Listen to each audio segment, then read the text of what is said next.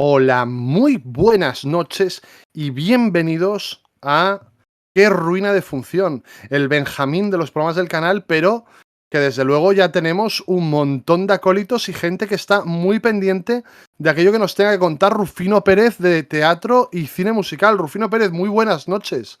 Muy buenas noches, Dani, ¿cómo estás? Pues muy bien, la verdad es que encantado y más desde que JDP Maragón, se ha vuelto a suscribir en nivel 2, suscripción de 10 meses. Muchísimas gracias, J, te ponemos un pisazo en la castellana, tío. Pues nada, El Rey León, Rufino, El Rey León. Cuando me pasaste la alternativa de programas y de temas que podíamos tratar en el programa, es que ni lo dudé. Primero porque funciona muy bien con la gente y segundo porque es un musical que sigue en cartelera de Madrid y yo no sé si es el musical de la historia que más años ha durado en cartelera de Madrid, porque lleva creo que 10 años, ¿no? 10 años, sí, he hecho ya 10 años, que es un récord absoluto en España. Y es un gran éxito, como lo ha sido en otras muchas ciudades, como comentaremos después. Desde luego, pues si te parece, vamos a empezar y en este caso vamos a variar el orden que seguimos normalmente. ¿Por qué? Porque la película es anterior a la adaptación musical, cuando lo normal, pone todas las comillas del mundo, es que sea al revés, que primero el musical triunfa en el teatro y que después Hollywood se fije en el musical para sacar una película. Y esto me da lugar a preguntar, Ed Hernández 87, Ed, te queremos. Por cierto, ¿cómo se llamó el Rey León, Ed? Cuéntanos, seguro que se llamó ese felino grande, es regio o algo así en México. Cuéntanos, Ed, cómo se llamó. Muchísimas gracias, pisazo en la castellana, tío. ¿Cómo llegaste tú a la película? ¿Recuerdas cuando viste el Rey León por primera vez? Pues ya sabes que yo tengo muy mala memoria para estos detalles, pero en el cine seguro, y en una época además en la que todos estábamos muy entusiasmados con el cine de Disney, ¿no? Esta es una de las películas más emblemáticas del renacimiento de Disney y nos pilló en una época en la que pues disfrutábamos mucho de esas Sí, sí. películas, de ese cine. Sabes que además es un tema que a mí me gusta mucho y que tratamos recurrentemente, por cierto, con Rufino Pérez hicimos un ¿Qué me pasa, doctor? Especial sobre musicales Disney, que os animo a que recuperéis en el canal de YouTube y también os animo a que os suscribáis al canal de YouTube, que es gratis y no os cuesta nada y nos ayuda mucho. Yo te diré que vi esta película 2 veces en el cine, seguro, mínimo, Multicines Centro de Vigo, de eso sí que me acuerdo. Y lo que sí que te estaba diciendo es que es uno de mis temas recurrentes el hablar de qué película pone fin a la edad dorada de Disney. Hay gente que habla de Pocahontas, del Jorobado de Notre Dame, El Rey León es otra teoría, que es la que tengo yo. Hay quien lo alarga hasta Tarzán. Y hoy, investigando sobre la película, he llegado a la conclusión de que los datos me dan la razón. Que es una conclusión a la que llega cualquiera cuando llega ya con la razón dada previamente por sí mismo, ¿sabes? O sea, que Y tampoco hay... buscando los datos que mejor le vengan. Claro, porque me he dado cuenta de que fue la última película de Disney que fue supervisada por Jeffrey Katzenberg, que fue un señor que mandó mucho en Disney y que encabezó el renacer de Disney justo antes de irse a SKG, a DreamWorks con Spielberg. Y dije, amigo, por eso creo yo que el Rey León acaba con la edad dorada de Disney, porque hasta ahí llegó la mano de Katzenberg. Y no es una teoría descabellada, Rufino? Entonces, la historia de siempre, la historia que le gusta contar mucho a Finch. Esta película originariamente en Disney se la entregan a un equipo B, por así decirlo, mientras que el equipo A o la gente más talentosa y a la que dedicaban más recursos en Disney estaba trabajando en Pocahontas, que era la película en la que Disney tenía todas sus esperanzas depositadas. Curiosamente después, siguiendo esta frase que decimos mucho en este canal, sobre todo en línea interna, de nadie sabe nada, pues El Rey León fue el gran éxito crítico y público de Disney de aquel tiempo, y Pocahontas sí que es verdad que inició ese declive tanto de público como de crítica. Por cierto, que llega el tren del hype. Llega el tren del hype, sabéis que me pone nerviosísimo estas historias. Pablo Loren se ha vuelto a suscribir. 8 meses lleva suscrito Pablo Loren. A ti no te pongo un piso en la Castellana porque te tengo aquí al lado. Realmente vivimos puerta con puerta. Así que te agradezco mucho y no quiero que te vayas. Entre otras cosas porque te quiero tener aquí cerca, caramba, que para algo eres mi hermano. Muchísimas gracias, Pablo Loren, por suscribirte, tío. Y también se cuenta, aunque hablaremos también largo y tendido de esto, Rufino, que fue la primera película clásico Disney que no estaba basada en nada previamente, en ninguna historia previamente existente, lo cual es verdad, poniéndole todas las comillas, ¿no? Porque sí que es verdad que se inspira claramente en Hamlet y también con ese tío que mata al rey para hacerse rey y este rey como fantasma se le aparece a su hijo que aparentemente pues ha perdido la razón para que vuelva y vengue su muerte y ocupe su trono. Me gusta también pensar en Timón y Pumba como en las figuras de Rosencrantz y Guildenstern, incluso. Quiero decir, realmente hay muchos paralelismos.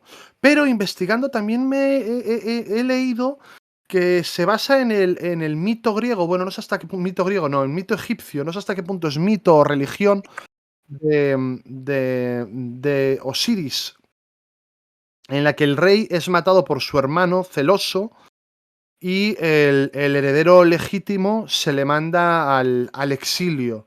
Este rey muerto visita al hijo como un fantasma y cuando se vuelve mayor de edad, él vuelve para vengar la muerte de su padre. ¿Qué quiere decir esto? Primero, que Shakespeare historias de este tipo conocía un montón y que historias en realidad, esta teoría de que hay 4 o 5 y lo que hay es variaciones siempre sobre el mismo tema.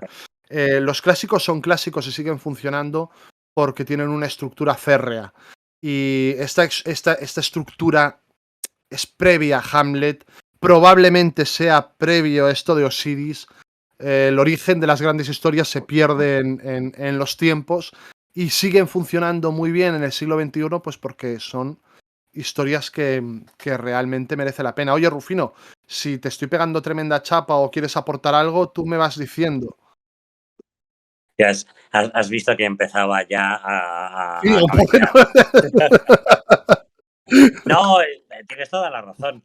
Yo creo que la historia del Rey León hunde sus raíces no solo en Hamlet, que es la referencia más reiterada, aunque hay que decir, por cierto, que Schumacher, el productor de la película y posteriormente del musical, que esa inspiración desde luego fuera deliberada o al menos consciente. Dice, no, estábamos trabajando en la historia, es una historia que además tuvo muchísimas reescrituras.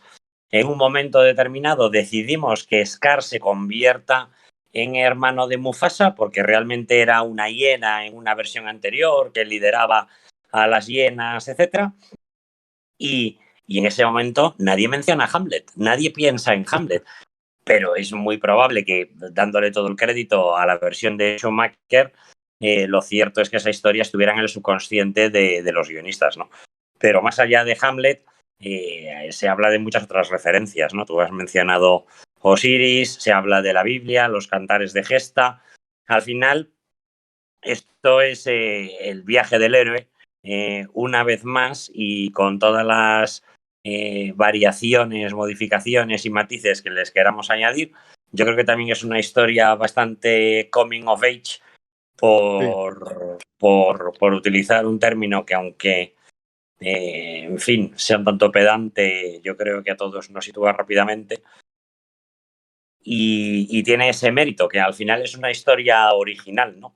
La historia de esta película surge durante la gira de presentación de Oliver y su pandilla, y los ejecutivos de Disney, entre ellos precisamente Katzenberg, les apetece mucho hacer una película ambientada en África. Pero en ese momento, las primeras aproximaciones a esa historia acercaban más la película a un documental de la National Geographic que realmente a la historia, a la épica de Mufasa y Simba, ¿no? Que es lo que finalmente se presentó en la gran pantalla tras muchas iteraciones. Pues te diré que mientras estábamos hablando, Diego Cocó, HGMA, ha regalado una suscripción de un mes a Fernando Burgos. Cocó, te queremos un montón. Muchísimas gracias. Tocamos campanita y te ponemos pisazo en la castellana. Uno de los elementos claves a la hora de entender el éxito de la película viene no solo por las canciones de Elton John y Tim Rice, sino por también la banda sonora de Hans Zimmer, que en su momento cuenta que tampoco estaba muy interesado cuando llegó el proyecto porque él consideraba que él no tenía la disposición a trabajar en una película de animación infantil. Pero al parecer, según cuentan, aunque este tipo de historias siempre hay que ponerlas en cuarentena, le contaron la historia y esto le emocionó mucho porque él tenía una relación muy particular con su padre y con su hija. Y fue cuando se animó a participar en la película, que por cierto hasta este momento es el único Oscar que ha ganado Hans Zimmer, a la espera de que este año parece que lo tiene muy de cara con Dune. Ya a fecha de hoy sigue recordando el trabajar en El Rey León como una de las mejores experiencias de su carrera. Pero vámonos al origen y a este equipo B de animadores animando El Rey León y a el estreno de esa película de Los Tres Mosqueteros de Alejandro Dumas, que eran aquellos mosqueteros que eran como los Backstreet Boys. Estaba por ahí Kiefer Sutherland, creo que estaba también el Tom Cruise hacendado, ¿cómo se llamaba el chaval este? El Chris O'Donnell. Estaban varios de estos y en el 93 Disney saca esta película de Los Tres Mosqueteros que funcionó muy bien. Y es la película en la que deciden mostrar el tráiler del Rey León por primera vez. Y además deciden hacer una cosa que no habían hecho hasta ese momento, que es mostrar una secuencia de la película completa. Ese es el tráiler. Y con buena idea, a mi modo de ver, y el tiempo les ha dado la razón, enseñan el Circle of Life. Antes de Los Tres Mosqueteros de Alejandro Dumas, Tracatró, la escena del Circle of Life. Y la gente se volvía loca cuando lo veía en el cine. Hablan de que parte de la taquilla de Los Tres Mosqueteros se debe a gente que quería volver a ver el tráiler de Rey León. Y entonces la película, que solo llevaba hecho un tercio, solo tenía un tercio terminada, a la gente de Disney le entra la presión encima y dicen, madre mía, como no estemos a la altura de las circunstancias y de lo que hemos mostrado. Esta experiencia de mostrar una secuencia de la película la repiten con Pocahontas en el 95 y el tráiler de Pocahontas es el Colors of the Wind, que es una canción que personalmente me gusta muchísimo y creo que al señor Finch también. Y este era el tráiler también de Pocahontas, porque funcionó tan bien, ya os digo, que deciden el seguir esta estrategia comercial. Una de las secuencias clave de la película es la estampida y es donde se metió gran parte de los recursos de animación por ordenador, que era una cosa que estaba todavía muy en pañales y dando sus primeros pasos, por lo menos en las películas comerciales grandes de Disney. Teníamos la secuencia, teníamos algo yo creo del Big Ben en Basil, teníamos este abuelo del águila en Los Rescatadores, la escena de la lámpara del salón del baile en La Bella y la Bestia, la huida en la alfombra mágica en Aladdin. Aquí es la estampida que se tiran 3 años haciéndola y la verdad es que creo que de todas esas es la que mejor ha envejecido porque ya la técnica, estábamos a 2 años del estreno de Toy Story, ya la técnica ya permitía el poder hacer esto en condiciones. Más historias curiosas o que yo desconocía de esta película que he descubierto leyendo. Rufino, he descubierto lo que chilla Rafiki al principio del Circle of Life. Bueno, Rafiki en el musical. Aquí no está claro. Claro, no está claro quién es el que...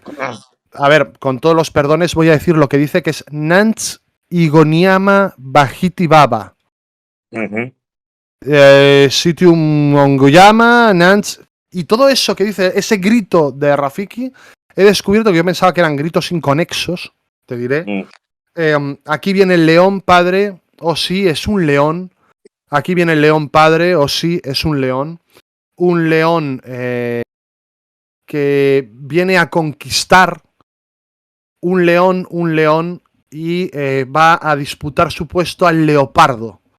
Fíjate que es preferible, también te digo, no entenderlo para lo que Sí, para lo que estás sí. contando, la verdad, pero Pero lo busqué. Sí, esos coros, eso es muy interesante porque yo creo que además una de las grandes aportaciones de Hans Zimmer a la banda sonora de la película es la contratación para los coros de Le Bohème. Le Bohème, que es un músico sudafricano con el que ya había colaborado Zimmer en alguna ocasión anterior, es el que aporta esos coros y es el que de hecho mejora sensiblemente la canción de Circle of Life, porque Circle of Life es una canción tradicionalmente atribuida a Elton John y Tim Rice, pero hay que decir que nada tiene que ver el segmento, digamos, pop escrito por Johnny Rice con el tema terminado con los coros de Lee Bohem, ¿no? Es una canción completamente distinta y tiene muchísima más fuerza desde y luego. muchísimo más poder y es muchísimo más emocionante, ¿no? Y te Esto es tanto diré. así, Dale, dale. perdona, No, dale, dale, no, dale. esto es tanto así que los ejecutivos de Disney no estaban especialmente contentos con esa canción de Circle of Life y estaban valorando dejarla para los títulos de crédito. Hasta que Zimmer la escucha y dice, aquí podemos hacer un arreglito. Y con la colaboración de Lee Bohem le dan la vuelta y la convierten en una canción muy superior, ¿no? De hecho, es fácil encontrar en internet, en YouTube, interpretaciones de Elton John de ese tema. Y claro, es una muy buena canción pop, pero yo creo que no tiene ni muchísimo menos la fuerza que tiene la versión que ya todos conocemos de la película. Yo te diré una cosa, para mí es una de esas decisiones incomprensibles de la academia el que gane el Can You Feel the Love Tonight y no la que verdaderamente es la canción de la película, que es Sin duda, Circle no of puedo Life. estar más de acuerdo. De Es, hecho, dale, dale. no, es de lejos la mejor canción de la película, no me cabe la menor duda. Y te diré que los ejecutivos de Disney creo que tampoco estaban demasiado convencidos con Can You Feel the Love Tonight, que hay montajes previos en las que la habían eliminado y otros montajes en las que lo convirtieron en una canción a dúo entre Simón y Pumba, para horror de Elton John, que cuando se encontró con eso. No, claro, cuando Elton John descubre en los primeros montajes de la película que han eliminado ese segmento y se han cargado la canción romántica que además él había escrito tratando de seguir la tradición de canciones románticas de los clásicos de Disney, pues entra en absoluta cólera. Es que además me lo imagino a Elton John cabreado, en fin, como una mona, porque estaban eliminando la canción romántica que con tanto empeño había escrito. Al final la acaban recuperando y es verdad que se convierte en la canción que le brinda el Oscar. De hecho, creo que, y hablo de memoria, aunque la he visto hoy, que es la única canción que aparece reseñada con cartela propia en los títulos de crédito finales de la película, o sea, es símbolo de vamos a por todas. Con esta canción le dan los créditos finales, pero a Elton John le dejan los directivos de Disney que las últimas estrofas o los últimos versos de la canción las canten Simón y Pumba, que creo que fue algo que tampoco le hizo demasiada gracia. Pero mira, Elton John, amigo, o sea, en fin, también te digo que puedes cabrearte, pero relájate un poco, porque demasiado que, que al final se ha acabado convirtiendo en una de las canciones, entiendo que indispensables de todo su repertorio. Hablábamos antes de Hamlet, hablábamos antes de Scar. Una de las cosas que a mí más confusión me generaba, porque yo lo voy a contar ya, las historias del abuelo Cebolleta. Yo la primera vez que voy a Nueva York con mis padres voy en Semana Santa de 1999. El Rey León lo estaba reventando en esos momentos en Broadway. Era imposible ir a ver El Rey León. Y tú me habías hecho un encargo, yo no sé si a aquellas habías estado tú en Nueva York o no. Tú me habías hecho un encargo, me habías dado una tarjetita de una tienda dedicada a teatro musical y yo me fui allí con mis padres una mañana a buscarte los CDs que me habías pedido para traértelos. Y de aquellas yo me traje, que no le he podido encontrar hoy por casa, el CD de la banda sonora del musical del Rey León. Y lo escuché en modo repeat durante muchísimo tiempo. Entonces, para mí hubo un momento en el que Scar había tenido algo con Nala de verdad. Y yo luego, cuando volvía a la película, veía que aquello en la película no existía. Y sí que es verdad que en primeras versiones de guión, Scar intentaba forzar sexualmente a Nala o instarla a que fuera su pareja. Pero en Disney entraron en pánico cuando vieron aquello en el guión y dijeron, hombre, es muy malo y tal, pero rollos de este tipo no los queremos meter en la película. Y los guionistas decían que le habían querido dar a Scar todos los pecados capitales, porque al parecer muestra a lo largo de la película, salvo la lujuria, todos los pecados capitales. La ira, la envidia, la gula, la soberbia, sí que aparecen reflejados en distintas líneas de guión. Hasta el punto de que en la actualidad sí que he descubierto que hay mucha gente que da por hecho que Scar es gay. Lo cual me parece...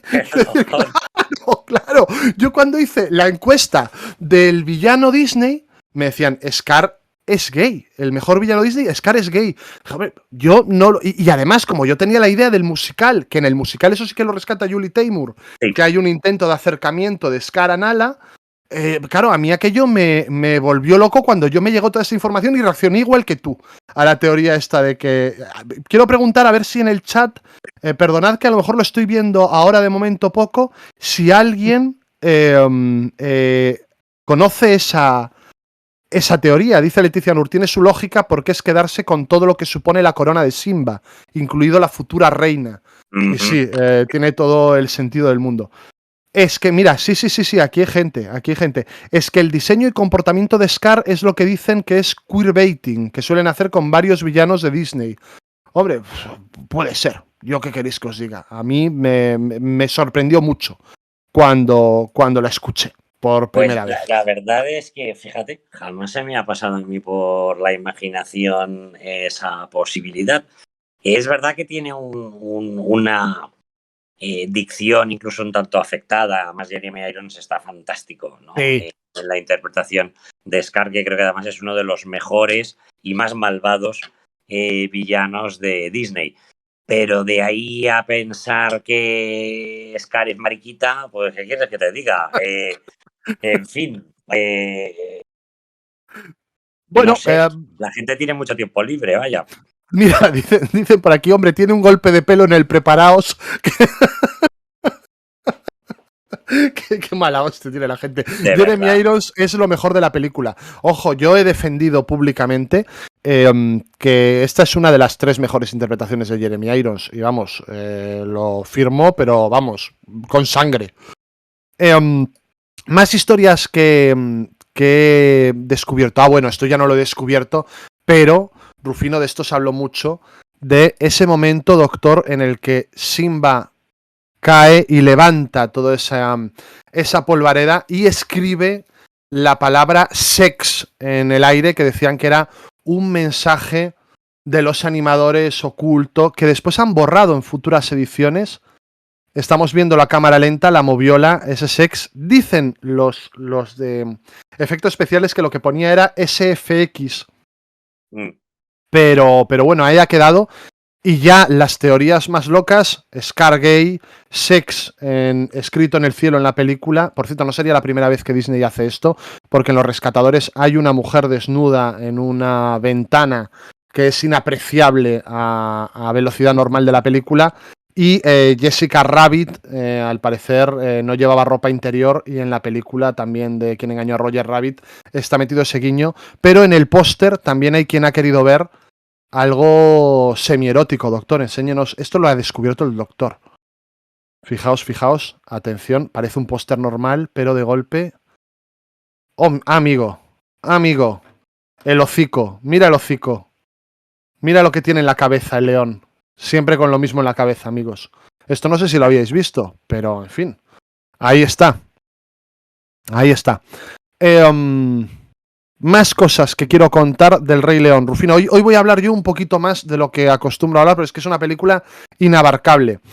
Hablábamos de Jeremy Irons, que está estupendo. James Earl Jones como Mufasa y Constantino Romero aquí en España. Lo cierto es que otorgan al personaje de una personalidad abrumadora con ese tono de voz. Pero es que James Earl Jones y Matt Sinclair, que hacía de Sarabi, ya fueron reyes africanos en El Príncipe de Zamunda. Y yo esto no lo recordaba, pero ya habían sido pareja y reyes africanos en el Príncipe de Zamunda. Mira, otra historia que te quería contar y que además me gusta mucho contar porque habla mucho de cómo se entienden las películas desde lo visual. En un primer momento, en un primer montaje de la película, cuando Simba escapa de las hienas y se va hacia el desierto, Simba huía de derecha a izquierda. Y en los primeros pases de animación, la gente no le acababa de gustar. Había algo que le chirriaba en esas secuencias. Y todo eso se arregló girándolo y haciendo que huyera de derecha, o sea, de izquierda a derecha, en el sentido normal del avance, como que escapa hacia el futuro. Y lo mismo tuvieron que hacer cuando vuelve a Prideland, a su hábitat natural. Vuelve de derecha a izquierda porque vuelve a enfrentarse a su pasado.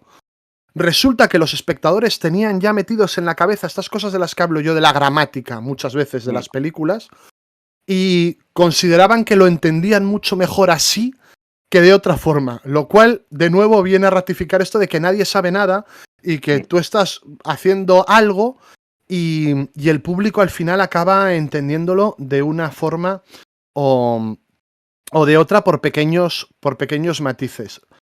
Me gusta muchísimo Rufino, el Zazu que hace Rowan Atkinson. Me gusta más que Timón y Pumba. Ya hablaré de mis problemas con Timón y Pumba en esta película. Y dicen que es la primera vez que meten el mayordomo inglés, que era una idea que ya tenían para Sebastián en La Sirenita, para Yago en Aladín, y que al final acabaron haciendo con Zazu en El Rey León, y creo que es un acierto. Y te voy a preguntar ya, Rufino, por una canción que a mí me gusta mucho, que eliminaron, y que es The Morning Report. Yo durante mucho tiempo veía esta película en un DVD que me incluía The Morning Report como una de las canciones habituales, como además yo escuchaba el musical y The Morning Report estaba ahí. Cuando yo descubrí que The Morning Report, a pesar de haberla visto en el cine en su momento, pues no me acordaba de ella, que esa canción la habían eliminado, me pasó un poco lo que con Human Again en La Bella y la Bestia. Que de golpe dije... La historia es parecida. The Morning Report la escriben Rice y John para la película, pero al final se cae de la película y la rescatan para el musical. Es una canción, en mi opinión, menor y que no aporta demasiado valor narrativo. Pero bueno, tiene su gracia, está claramente escrita en la tradición de Gilbert and Sullivan. Sí. Es divertida, pero de hecho esta canción está abocada al fracaso, porque de nuevo se estrenó con el musical, pero al cabo de los años, con la intención de acortar un poquito la duración de la obra de teatro, acabaron eliminándola también del montaje teatral. Y de hecho eso ocurrió en 2009, de manera que ya The Morning Report nunca llega, por ejemplo, al montaje español. Y cuando los aficionados españoles, con el estreno del Rey León, echamos de menos The Morning Report, incluso nos indignamos. Yo me indigné mucho. La explicación es bien sencilla. Había sido eliminada ya de la franquicia, del montaje, digamos, exportable, un par de años antes. Pues fíjate, yo vi El Rey León en Nueva York en 2006, probablemente, y cuando veo unos años después El Rey León en Madrid y veo que me han quitado The Morning Report, que además, mierda, es una canción que me gusta, quiero decir, ya la estaba paladeando cuando llegaba a la escena y veo que pasan de ella, me pilló un rebote que yo creo que me duró toda la función. Pues mira, no lo sabía que lo habían quitado. Te diré más, hablábamos antes de Jeremy Irons, que al parecer estuvo fumando durante toda la grabación de la película, e incluso cantando el Be Prepared, se lo estuvo cantando echándose unos cigarros, y que creo que tuvieron verdaderos problemas a la hora de hacer el making of de la película para rescatar secuencias en las que Jeremy Irons no estuviera con el Ducados colgado del labio, macho. Me parece increíble. Es estas cosas que solo Jeremy Irons se puede permitir. Tomé notas viendo la película. Primero, Circle of Life. A mí Circle of Life y... es que es muy... Es el tipo de afirmación que tampoco me gusta hacer, pero puede que sea mi inicio de película favorito. Es que no puede ser más bello todo lo que estás viendo, porque están verdaderamente cuidadas todas las estampas, te mete perfectamente en el tono de la película y la canción tiene tanta fuerza que realmente ya sabes que es una obra maestra lo que estás viendo cuando llevas 3 minutos de película, y eso es increíble. No, yo creo que es, en mi modesta opinión y con mis pocos conocimientos, pero vamos, del cine que yo he visto, creo que es uno de los mejores arranques, ya no del cine de animación, si yo me atrevería a decir, del cine en general. Es un arranque fantástico. Y de hecho yo creo que uno de los problemas de la película es que a partir de ahí la película empieza a rodar cuesta abajo. Sí. Inevitablemente. Sí. ¿Era Hitchcock el que decía eso? Seguro que lo sabe alguien de los chats, o me lo puede decir el doctor. No sé quién decía que había que empezar con una explosión y luego de ahí para arriba. Cecil B. DeMille, vale. Pues esto empieza con una explosión y claro, es que la explosión es demasiado grande. La verdad es que es demasiado grande. Ayer viendo la película, creo que la he visto como 15 veces, pero aún me la puse ayer otra vez para prepararme esto. Se me ocurrió pensar que el inicio de la peli es un poco como el inicio del conflicto de la peli, es como el reverso del de la Bella Durmiente, ¿no? Quiero decir, en este caso había alguien que se molestaba porque no le invitaban a un bautizo. Y aquí es al revés. Hay alguien que se molesta porque alguien no viene a un bautizo al que está invitado. Y el conflicto empieza por ahí. Y me parece muy curioso verla la una como reverso de la otra, por lo menos en su origen. Es una curiosidad. Tan solo. Tercero, 1994, Rufino. Se habla del 99, pero el 94 menudo año. Esta película se queda fuera de la nominación al Oscar a Mejor Película, a mi modo de ver, injustificadamente. Pero, claro, muchas veces se dice, ¿a quién votarías al Oscar a Mejor Película en 1994? Tienes Pulp Fiction, Forrest Gump y Cadena Perpetua. Joder, es que si metes El Rey León entre esas 4, te vuelves loco. O sea, cualquier otro año mataría por una de esas películas. Y de esta nos olvidamos. Y ahí tenemos también pues muchas más. Ed Wood, Balas sobre Broadway. Realmente es una cosecha arrebatadora, te diría. Luego, me entusiasma mucho, como si algo me pudiera entusiasmar poco en otro orden de cosas, me entusiasma mucho que cada número musical es distinto en esta película.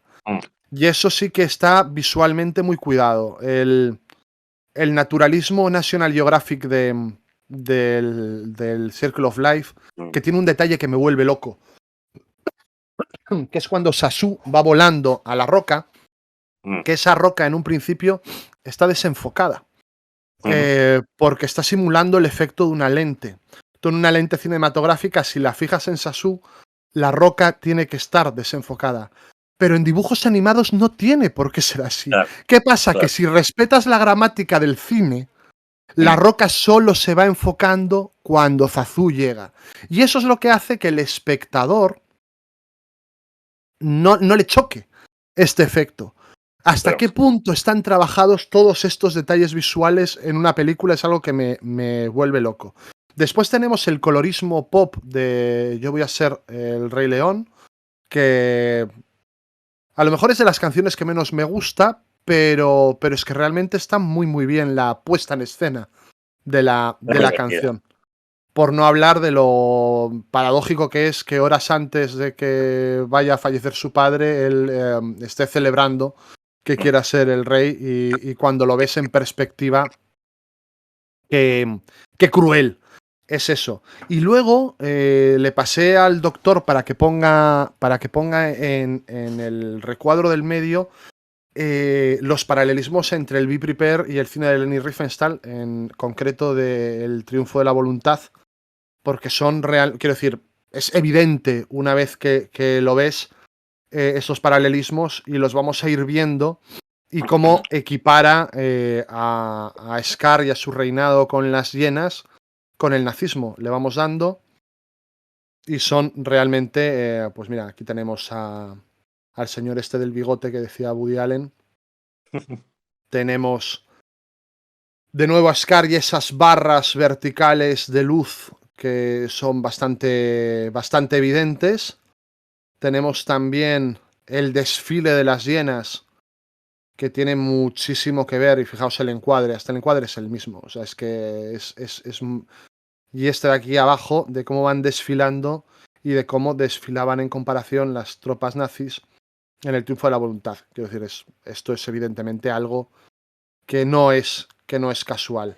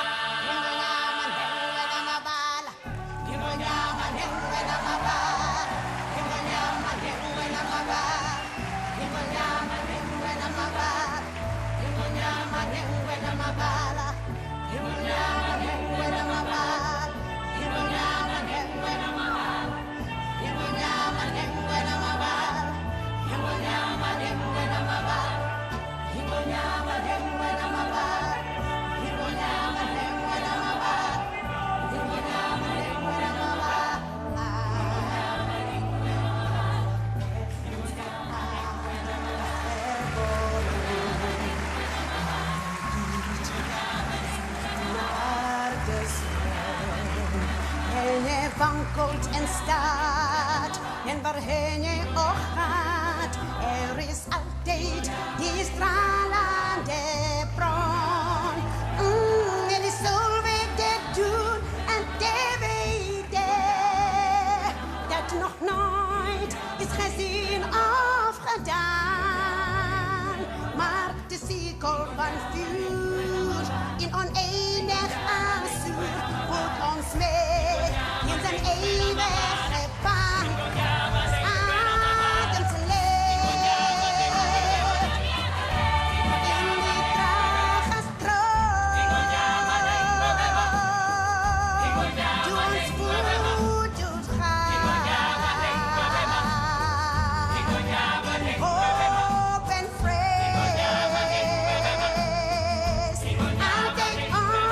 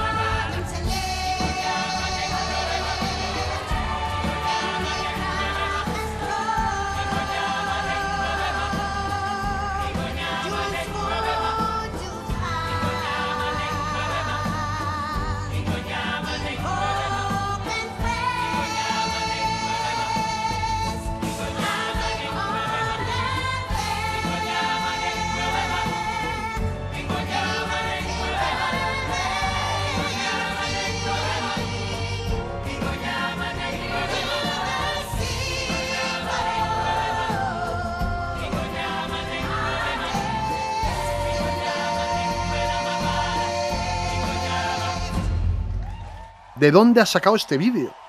Pues es de unos premios teatrales que se celebraron hace unos años en Holanda y por lo tanto el montaje es el neerlandés. Oh, qué Ese es el maravilla. idioma que utilizan los actores, además de los restantes idiomas de base africana que se utilizan en el montaje y a los que luego haremos referencia. Vale, perfecto. Pues nada, yo voy a ir acabando con el apartado de la película diciendo que tú comentabas que la película va hacia abajo una vez acaba el Circle of Life. Yo soy un poco más benévolo, probablemente, y creo que tiene unos primeros 40 minutos que son perfectos. Mm. Más allá de que a lo mejor a veces Mufasa pues se pone un poco pesado y tal, lo que sea. Filosófico. Sí, pero filosofía de Mr. Wonderful también un poquito, Mm, también te digo, ¿eh? mm. Sí, sí. Pero más allá de eso, creo que tiene unos primeros 40 minutos perfectos. Cuando Simba se adentra en el desierto, la película pasa a ser otra. Y creo que Timón y Pumba no están en otra película. Creo que son unos secundarios que no terminan de funcionar tan bien como funcionaba el genio en Aladdin, o como funcionaban Lumière y Dindon, o como funcionaba Sebastián. Creo que ya empiezan a chirriar un poquito. Y creo que la película a partir de ahí es otra. Quizá no sea una mala película, ni muchísimo menos. Pero es otra. Entonces, dice Ari MG que para ella hasta yo voy a ser el Rey León. Yo lo dejaba. Leticia dice, la mejor pieza musical es la que suena cuando cruza el desierto. Hombre, no lo sé. A mí me gusta mucho el tema de la estampida, pero ya hablaremos de aquello. Con respecto, Rufino, al impacto que tuvo la película, te diré que fue el vídeo VHS más vendido de todos los tiempos. Fíjate que ni Titanic consiguió desbancarlo. Bueno, ahora Vendió. se vende a precios de escándalo, ¿no? Sí, eso dicen. Y el otro día, tío, estaba aquí uno en una cena que hicimos de Navidad y me sacó su VHS del Rey León y yo haciendo gala de mi maravilloso ojo para los negocios, me descojoné de él. Y resulta que le pueden pagar una barbaridad. También te digo que no sé quién. O sea, una Bueno, cosa yo creo es. que esto es una broma orquestada Claro. a gran nivel, O pero no sea, deja de ser más que eso. yo puedo entender la nostalgia de los vinilos, tío. Pero de los VHS es quien puede tener nostalgia. Nadie en su sano juicio. Claro. 55 millones de copias. Fue la película más taquillera en todo el mundo en 1994, pero no consiguió serlo en Estados Unidos. En Estados Unidos estuvo delante Forrest Gump. Fue durante muchísimos años, durante 17 años, durante 16 años, la película animada más taquillera de la historia, y después ya pasó a serlo Toy Story 3 y posteriormente Frozen. La banda sonora fue el cuarto álbum más vendido en 1994. Te diré también que me fascina este dato. Era la película animada favorita de Gregory Peck y que la metió en su top 5 de películas de todos los tiempos. Di que Gregory Peck poco le quedaba, o sea, tampoco. Igual ya, en fin, estaba cagado o algo. Claro, posteriores no creo que metiera ninguna a Gregory Peck, porque ya no le debió dar tiempo. Y luego, tan solo mencionar la historia de estos señores a los que yo tengo mucha manía, que eran los de la serie esta de Kimba, el león blanco, que le pusieron una denuncia a Disney por no sé qué y tal igual, y que tuvieron su ratito de atención y sus 5 minutos de fama. No sé hasta qué punto Kimba, el león blanco, fue copiada por el Rey León, pero homenajeando al diálogo, a la frase de Aaron Sorkin en la red social. Si esta gente hubiera rodado el Rey León, habría rodado el Rey León. Y resulta que no, que lo que rodaron fue Kimba, el león blanco, que la gente solo la conoce porque le pusieron una denuncia al Rey León. ¿Cómo fue, Rufino, el paso del cine al musical? Pues mira, la película es del 94, el musical se estrena en el año 97. La película tiene en su equipo de producción a dos personas muy importantes en toda esta historia, que son Peter Snyder y Tom Schumacher. durante el propio proceso de producción de la película, acaban ocupando cargos de mayor responsabilidad dentro de la división de animación de Disney. Siguen vinculados como productores ejecutivos a la película, pero ya ocupando cargos de mayor responsabilidad dentro de los estudios. Y con el paso del tiempo, cuando ya además Disney había estrenado la versión escénica de La Bella y la Bestia con gran éxito, Michael Eisner, el presidente de Disney, les encarga la dirección de la división teatral, que ya existía, pero a la que querían dar todavía más impulso después de el gran resultado, el gran éxito que había tenido el montaje teatral de La Bella y la Bestia. Bueno, pues Eisner estaba empeñado en que una de las siguientes adaptaciones teatrales que tenían que llevar a cabo era la del Rey León. A Schumacher, que si estaba al frente de la división teatral junto con Snyder es porque además tenía ya cierta experiencia teatral, había dirigido algún festival teatral en Los Ángeles, etcétera, le parecía una idea absolutamente descabellada. Y le ignoraba. Es decir, cuando Eisner en las reuniones le decía, oye, Tom, ¿cómo va lo del Rey León? Pero otra vez estás con esto, Michael, esto es una idea descabellada. ¿Cómo vamos a llevar a las tablas el Rey León? ¿No?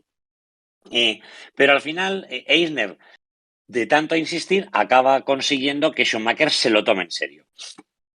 Y entonces, Schumacher lo que dice es, bueno, lo único que necesitamos es una gran idea para poder llevar esta película a escena. Pero como evidentemente él no es un creativo, lo que decide es que necesita contratar a alguien que tenga una gran idea.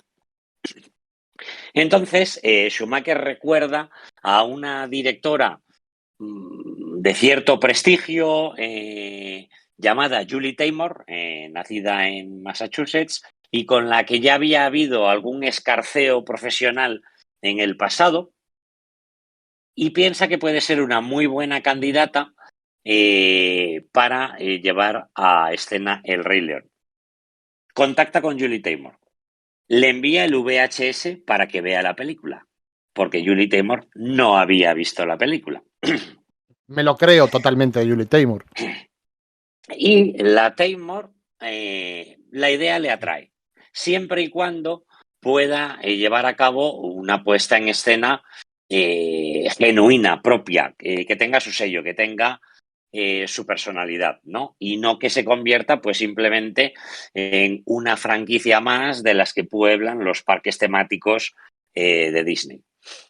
Y empieza a trabajar en esa, digamos, conceptualización del musical.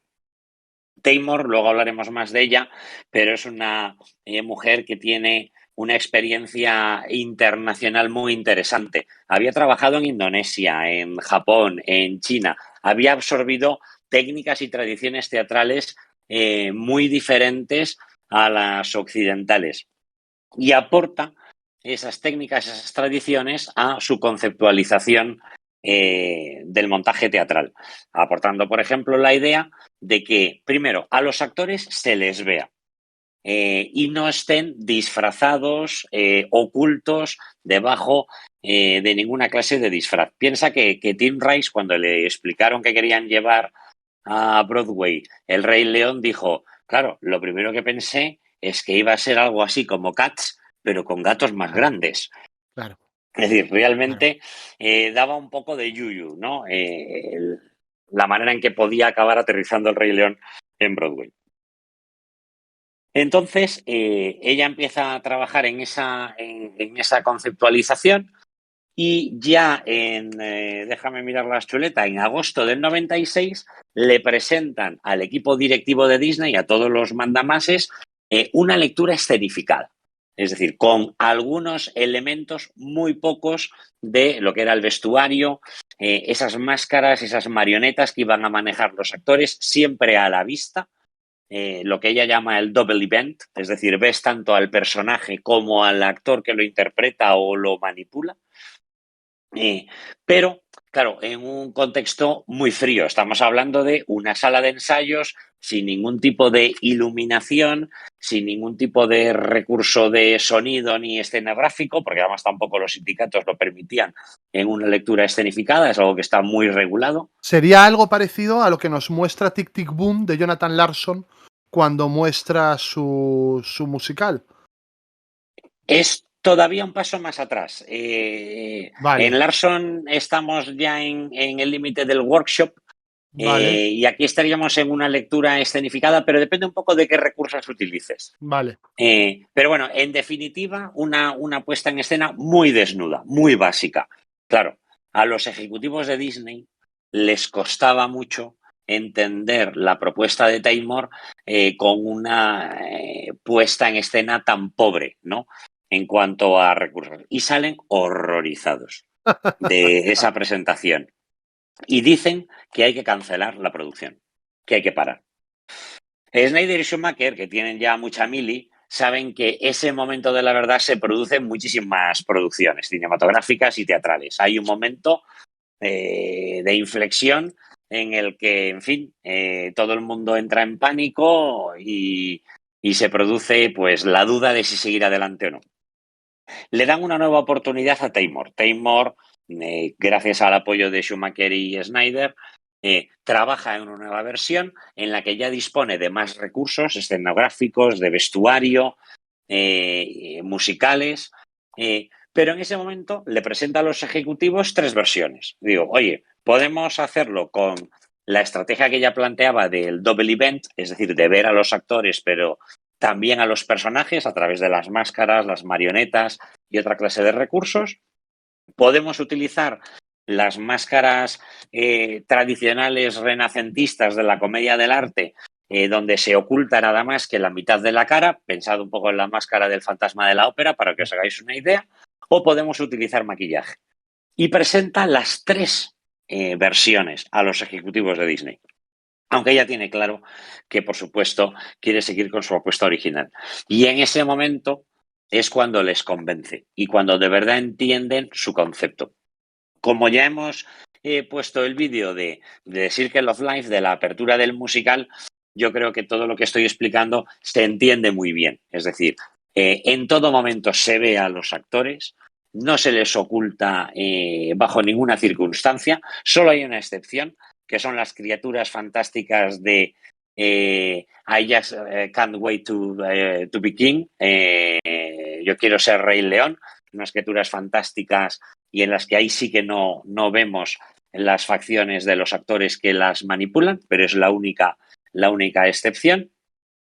Y ese formato es el que sigue conduciendo la apuesta a nivel escénico de Julie Taymor. Después de la fase de ensayos, llega el momento de empezar a rodar la obra. Para ello, programan unos meses de funciones en Minneapolis, en lo que se llama un tryout of town. Es decir, vamos a probar la obra fuera de la ciudad, fuera de Nueva York, con un público que además suele ser bastante más generoso que el neoyorquino, a ver cómo funciona.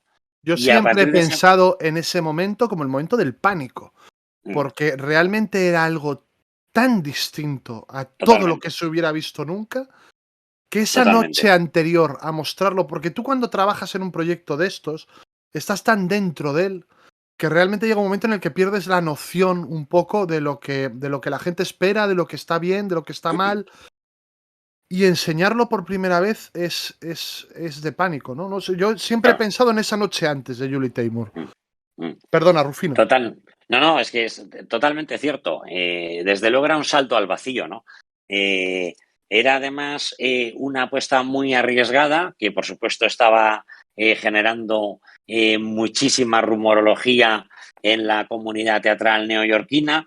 Lógicamente, pues Disney era el recién llegado entre los grandes productores de Broadway y más de uno y de dos, lógicamente, estaban deseando que se estrellara, que el recién llegado se estrellara y no tuviera éxito. y por lo tanto estaba todo el mundo muy atento a este movimiento. Hay que decir que realmente Disney fue muy valiente Eisner. En primer lugar, fue el que tuvo la visión de que había que llevar a escena El Rey León, incluso en contra de la opinión de sus ejecutivos, de los responsables de la división teatral. Luego Schumacher y Snyder es verdad que apoyaron muchísimo la visión de Taymor, y Taymor también fue muy valiente lanzándose al teatro comercial, digamos, menos acomplejado, pero respetando sus propios principios y criterios teatrales, ¿no? Al final, en Minneapolis, la función arrasa. Cuando llegan a la ciudad y empiezan las funciones, todavía no habían conseguido poner el cartel de todas las localidades vendidas, pero fruto de la reacción de la prensa, incluso críticos neoyorquinos se desplazaban a Minneapolis a ver la obra, algunos con muchísimo escepticismo y por lo tanto muy sorprendidos con lo que ven, y especialmente con esos 5 primeros minutos que, como pasa en la película, son claramente impactantes, y al final acaban vendiendo todas las entradas durante su estancia en Minneapolis, y ya en noviembre llegan a Broadway. Y en Broadway, una vez más, pues consiguen un éxito apabullante, tanto de público como de crítica, que es algo bastante insólito, ¿no? Y especialmente para una productora, digamos, con los materiales que trata, que manipula Disney, ¿no? Por lo tanto, un absoluto y rotundo éxito. El éxito de esta obra, yo creo que está en que es descaradamente teatral. Se aparta absolutamente de la versión cinematográfica y reivindica el poder del teatro, ¿no? Yo creo que eh, mi, mi, mi experiencia con respecto a la obra de teatro es muy similar a mi experiencia con respecto a la película. Es una historia que me atrae, pero ante todo es una película, una obra que me engancha, que me hace estar absolutamente pendiente, absolutamente en vilo, aun siendo muy consciente de cuáles son sus limitaciones. Pues la historia tiene algunas lagunas, hay algunos personajes, en fin, que quizás no estén a la altura de lo deseado. La partitura puede no ser perfecta e incluso también tener algunos altibajos, pero hay algunos elementos que te conectan con la historia y que hacen que no dejes de prestarle atención, ¿no? Con el musical pasa exactamente lo mismo. La puesta en escena de Taymor hace que no puedas apartar tu vista en ningún momento de lo que está sucediendo, no solo sobre las tablas, sino también a tu alrededor. Porque además, todos los que hacemos o hemos hecho teatro, sabemos que al público le apasiona que los actores se paseen por el patio de butacas, y a los actores también les encanta. Esa procesión inicial, fíjate que la reacción que vemos del público en ese vídeo es la misma reacción que habrás vivido en cualquiera de las representaciones a la que hayas asistido del Rey León. Sí. Es de asombro, es de incredulidad, es una reacción muy emocional, ¿no? Y al final no hace más que utilizar resortes teatrales que siempre han estado ahí. No es una producción barata, no lo es, pero sobre todo por el número de actores y de músicos que se llega a utilizar. Pero luego hay recursos muy económicos. El sol es un trozo de seda. Como hemos visto, hay un momento en el que tienen que describir que llega la sequía y que una charca se seca completamente, y lo que tenemos sobre el escenario es una tela redonda de color azul que desaparece a través de un agujero central. No hay nada más que un señor debajo del escenario tirando de esa tela. Así de sencillo, ¿no?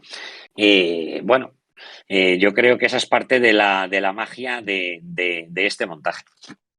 El musical, como te decía, se estrena en noviembre de 1997. Tiene muchísimo éxito comercial hasta el punto de que sigue, por supuesto, en cartel.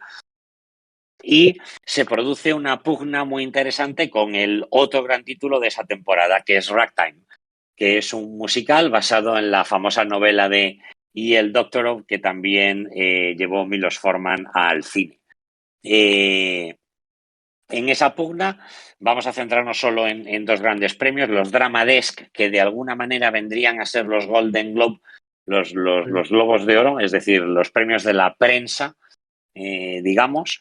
El Rey León obtiene 12 nominaciones y Ragtime 13.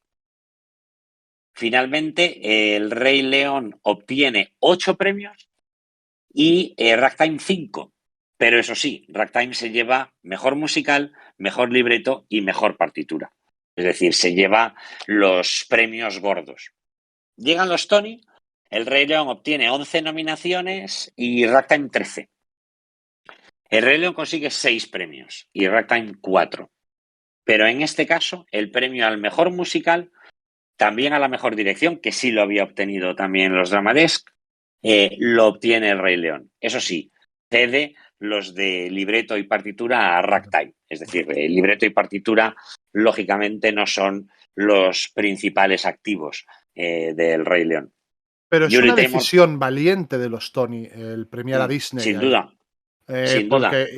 Porque además sería considerado un punto de origen del musical como muy menor. El cine de animación seguía teniendo esa consideración de tal. Disney venía de La Bella y la Bestia, que era una apuesta completamente distinta en la Y adaptación muchísimo teatral. más comercial, Claro. descaradísimamente comercial.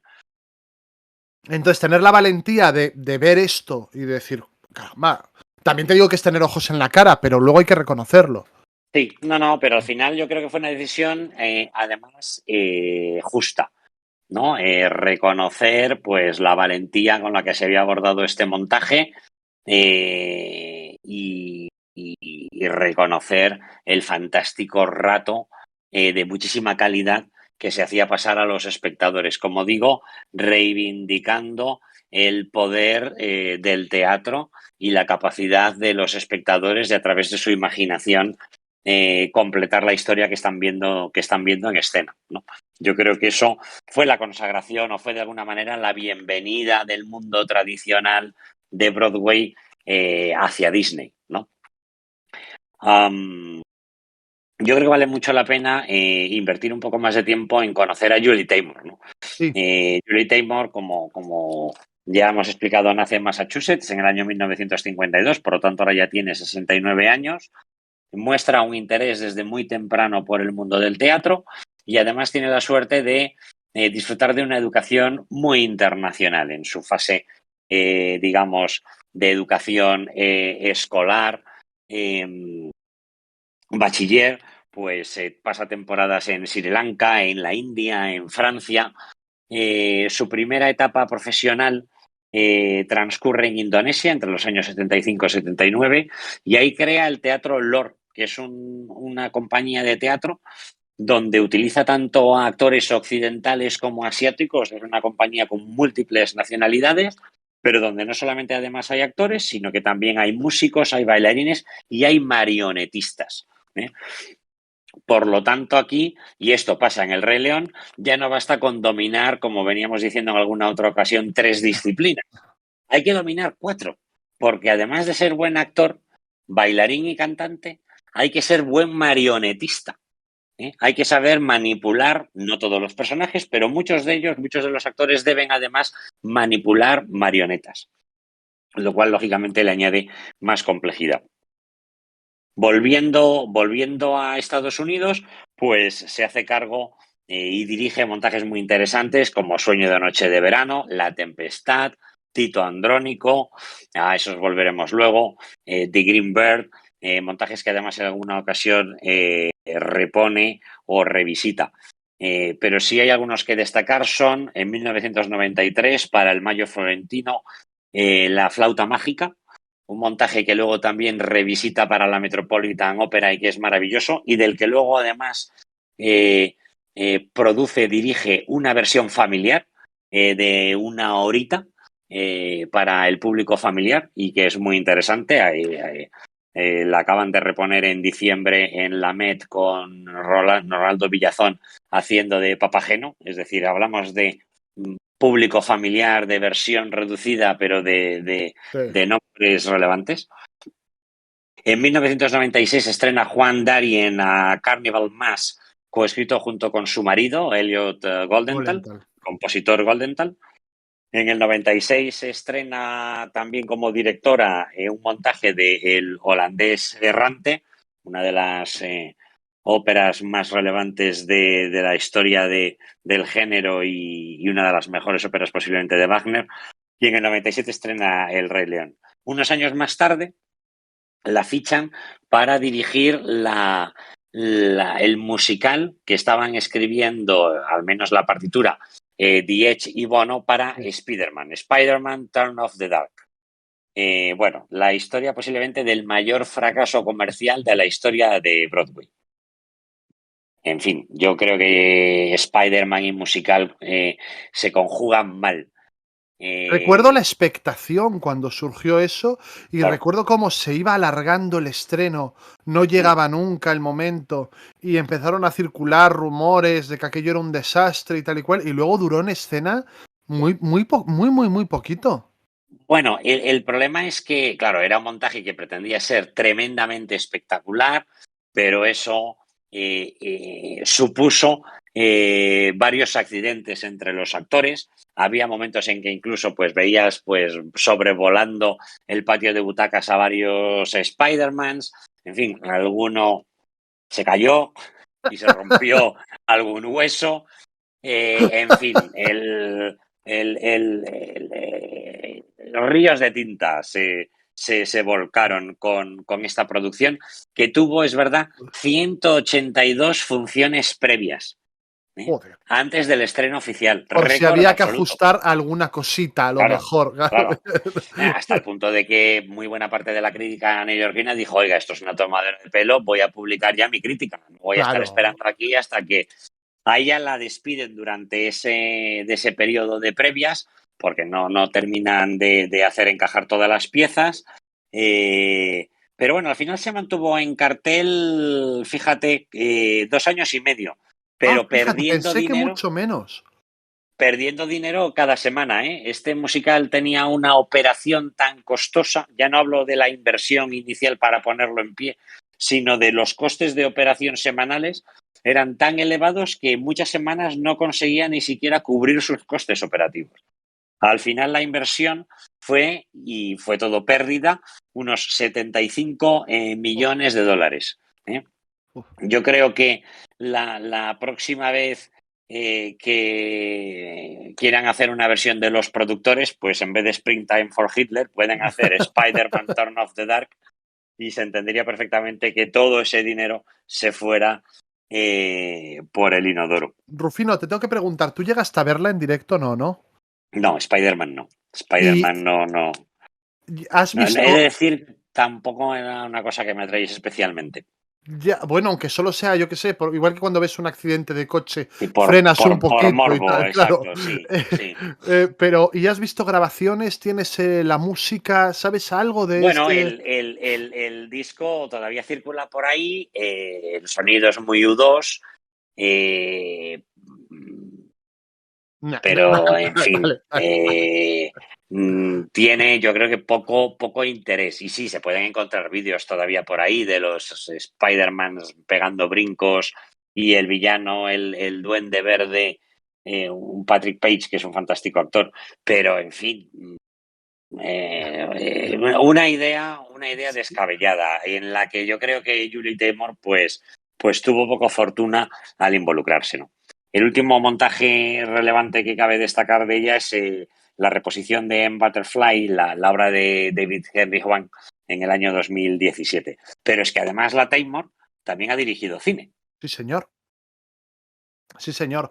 Debutó con Tito Andrónico, que es una película que no he visto, pero que tuvo mucha presencia en los Oscars de 1999 y con un aspecto visual que a mí me parece fascinante. Es de estas películas que no he visto no porque no haya querido ver, sino porque no me ha coincidido nunca. En España yo estuve esperando su estreno y no llegó a estrenarse nunca, entonces después pues ya Mm, me cogí un poco a contrapié, yo que soy de ver las películas en los cines, y realmente le perdí el hilo a esta película. Pero sí que vi su siguiente película que me gusta mucho, que es Frida. La mm, Frida con Salma Hayek. En un momento además he de decir en el que Frida Kahlo no estaba muy reconocida. Yo no me mm. canso de contar cuando Luis Eduardo Aute viene aquí a Vigo a dar una charla en el Club Faro de Vigo para presentar su película. Era una película que había animado él, a ver si se acuerda Ujú. alguien en el chat. Era una película que había un perro llamado Dolor, creo que se llamaba esa película, que con ese título tan comercial no puedo entender Ya. cómo no vio casi nadie.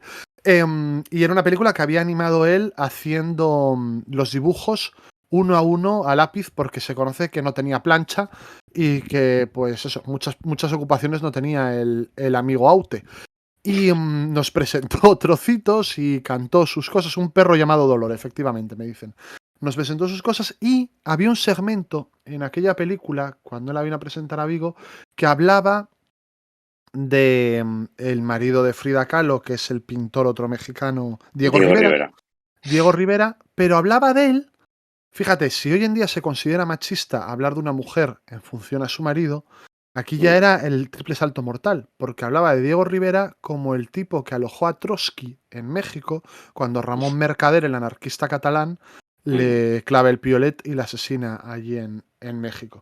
Y yo es el primer contacto que tengo con Frida Kahlo. Era la mujer del tío que alojó a Trotsky cuando Ramón Mercader lo mató. O sea, una cosa demencial. Y te estoy hablando de 4 años antes de Frida. Frida se ¿Quién nos iba a estrena. decir que íbamos a acabar hablando en el programa del Rey León de Ramón Mercader, el asesino de Trotsky? Sí. Bueno, esas son lo que pasa. Esto solo pasa en el cine manicomio.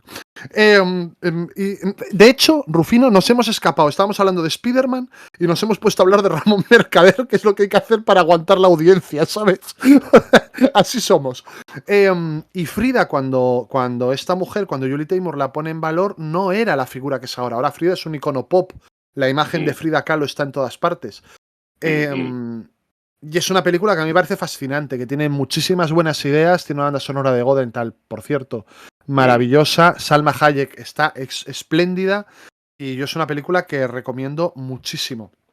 Después, en cambio, estrenó una película que yo fui a ver con toda la ilusión de mi corazón, que era un musical de los Beatles, dirigido Mm, por Julie Taymor. Claro, yo mm, fui con el babero a ver aquello. Había visto El Rey León, había visto Frida, y por muchos problemas de producción que tuviera Cross the Universe, que los tuvo los de todo el mundo, porque fue una época además en la que se hablaba del carácter complicado de Julie Taymor, que debe tenerlo como toda mujer poderosa que tiene que mm. hacerse valer en un mundo eminentemente masculino.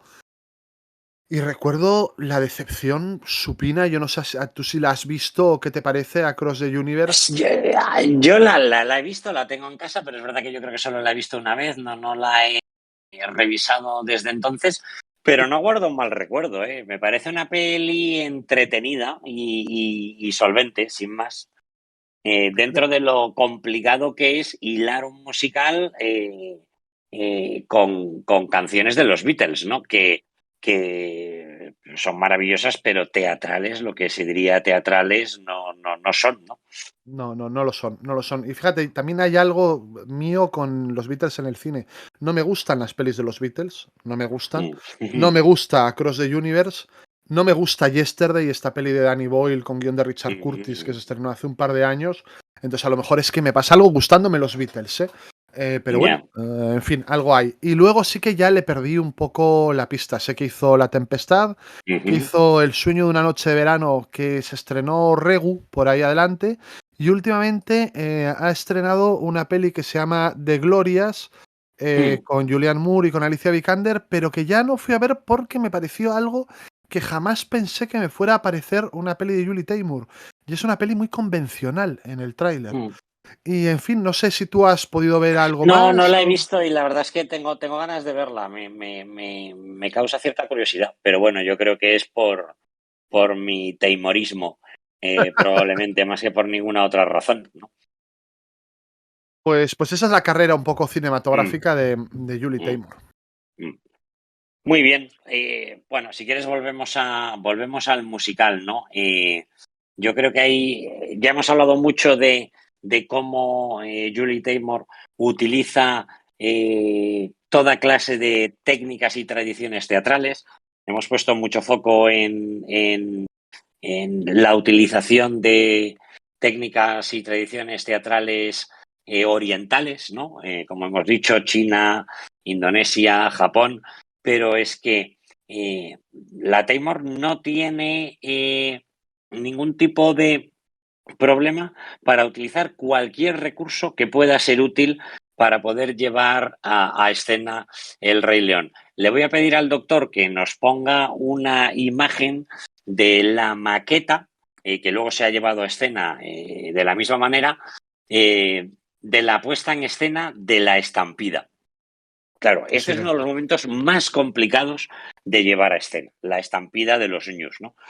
¿Qué hace Julie Taymor con la ayuda lógicamente, de su escenógrafo, de Richard Hudson?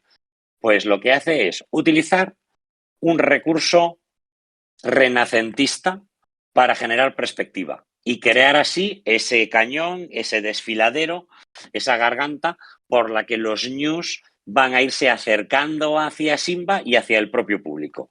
De esa manera, con esos planos superpuestos, ya está creando perspectiva. Este recurso pues tiene 500 años de antigüedad. Para generar el movimiento de los News, lo que hace es utilizar rodillos. El rodillo más alejado de la boca del escenario, el que está al fondo del escenario, es un rodillo en el que los News están pintados. En el siguiente rodillo, lo que ya tenemos son pequeñas figuras de News pegadas al rodillo que va dando vueltas. Lo mismo ocurre en el siguiente. Luego ya tenemos actores con una máscara de mediano tamaño representando los News y finalmente vamos a ver en el proscenio, rodeando a Simba, actores a los que prácticamente les cubre completamente la máscara de los News. Fíjate con qué economía de medios y utilizando, como digo, toda clase de recursos, es capaz de llevar a escena la estampida, ¿no? Y además es un momento que en el teatro tiene mucho impacto porque, por una parte, nos asombra ver cómo se resuelve, porque yo creo que es seguro una inquietud o una pregunta que todo espectador se hace, sabiendo que probablemente, muy probablemente haya visto la película antes de ir a ver el musical. Pero luego porque nos asombra cómo lo resuelve, ¿no? También con la ayuda, por supuesto, de la música. Ahí la música de Zimmer está lógicamente muy presente, pero eso, un momento relativamente sencillo, resuelto con cierta economía de medios y de manera brillante, ¿no? Yo creo que eso refleja muy bien la filosofía que recorre toda la puesta en escena del musical. También es cierto que las escenas musicales o de acción son las que sostienen el musical. El musical baja muchísimo en cuanto a ritmo e incluso interés en las escenas de diálogo. Las escenas sí. de diálogo es verdad que se nota muchísimo como que el musical se frena y pierde interés, pierde atractivo. Lo que quieres es que continúe la fiesta, ¿no? Lo que quieres es otro número musical, lo que quieres es más acción y ver cómo va a resolver pues la directora el siguiente reto, ¿no? Sobre todo porque la diversión viene no de la historia en este caso, porque la historia ya la conocemos, sino de este rollo de mago de decir, ¿y cómo va a salir de lo siguiente? Quiero decir, ¿con qué nueva idea me sorprenderá? ¿Con qué Claro, nueva...? O sea, al final claro. que la diversión venga de la puesta en escena Mm, y de la música, mm. evidentemente, es algo Y de la asombroso. cooperación del espectador. En este musical es fundamental la cooperación del espectador y que ponga de su parte y que utilice su imaginación. Si no, este musical no funciona.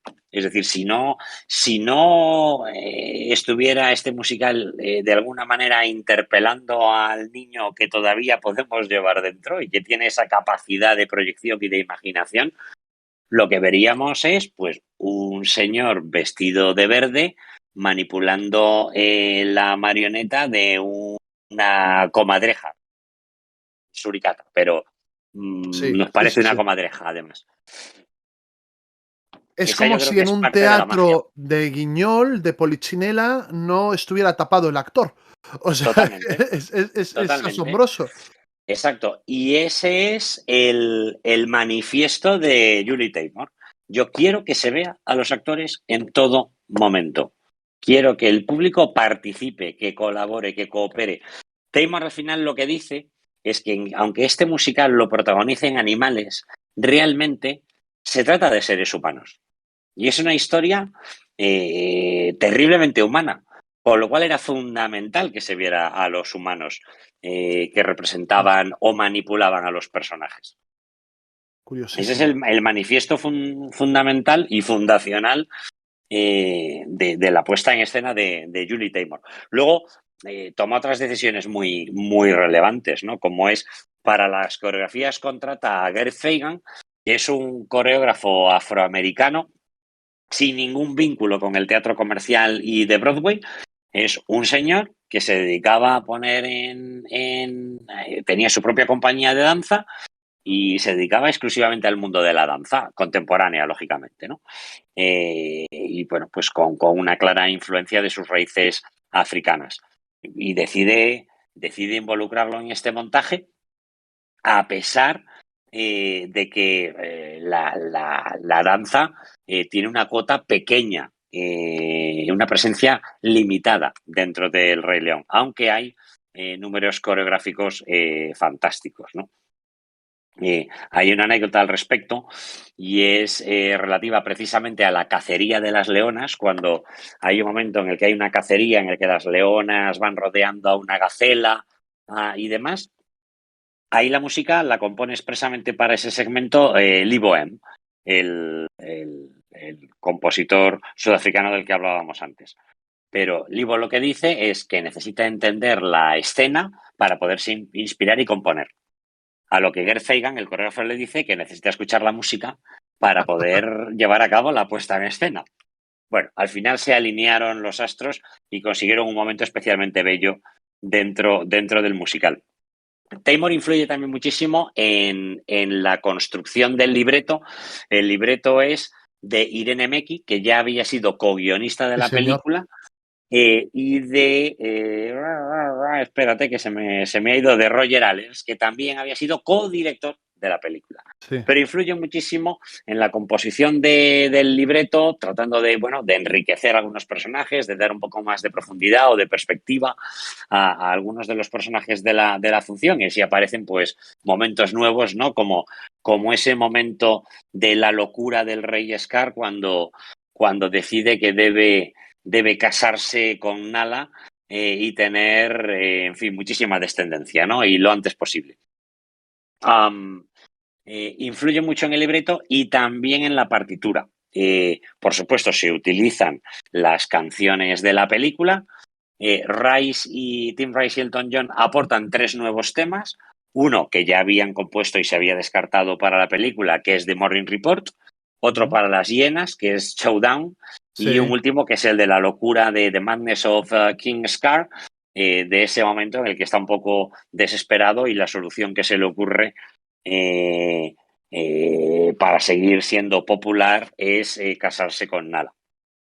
Lo cierto es que en el momento en el que hacen ese esos ajustes a la duración del musical en el año 2009, The Morning Report desaparece, Showdown se reduce y The Madness of King Scar apenas sobreviven un par de estrofas. Es decir, que de las aportaciones de John y Rice al musical, hoy apenas queda nada en los montajes que se pueden ver alrededor del mundo. Y hay que decir que tampoco son canciones especialmente valiosas. Son mucho más interesantes las nuevas canciones que incorpora el musical, algunas de las cuales además ya estaban en un disco secuela, algo bastante extraordinario, que se publicó poco después del gran éxito de la banda sonora del Rey León. Se publica un disco secuela con descartes de la banda sonora y algunas otras canciones inspiradas en la película, que se llamaba Ahora se me ha ido el santo al cielo, ¿cómo se llamaba? Pride Lands, The Rhythm of Pride Lands, perdonad. De ese disco toman algunos temas muy interesantes, como son el de They Live in You, Shadowland y Endless Night, que son 3 momentos musicales francamente interesantes. Al final ahí hay otros compositores involucrados, está Mark Mancina, se utiliza muchísimo también la música de Zimmer. Zimmer sí que no se involucra en el montaje teatral porque lo había fichado Jeffrey Katzenberg para SKG, el SKG. príncipe de Egipto, por ejemplo, lo hace Exacto. Zimmer. Exacto, con lo cual él no se vinculó, no colaboró con la versión teatral. Bueno, luego hay otros momentos divertidos como The Lion Sleeps Tonight, ¿no? Que tiene apenas 1 o 2 versos en la película y que es un poco más larga en el musical y que es una canción que había popularizado Miriam Makeba en los años 50 o 60 y que Disney, por cierto, pensaba que era tradicional. Luego descubrieron que tenía un autor y tuvieron que llegar a un acuerdo para pagarle los derechos, ¿no? Pero bueno, es verdad que la banda sonora es muy ecléctica, es interesante, pero carece de coherencia. Yo creo que los momentos que más gustan en general al público, en el fondo, son los que más evocan al contexto africano. Una África que es muy abstracta porque no es ningún país concreto. Podemos ver paisajes, texturas, tejidos, utillaje provenientes de muchas culturas o países distintos en el musical. Y en cuanto a idiomas, y esto es, en fin, cultura general absolutamente innecesaria, pues además de inglés, en el musical podemos escuchar Xhosa, Zulú, Swahili, que es, por ejemplo, la lengua de Hakuna Matata. Hakuna Matata significa sin problemas en Swahili, Setsuana, Sotho y congolés. Madre mía, madre mía. Fíjate, en la película yo he leído teorías que decían, ojo, se ve el Kilimanjaro en el principio de la película, en el The Circle of Life, y se ve la cara sur. Por lo tanto, es cerca de donde vivía la de Memorias de África, de la granja que tenía en África y no sé qué tal y cual.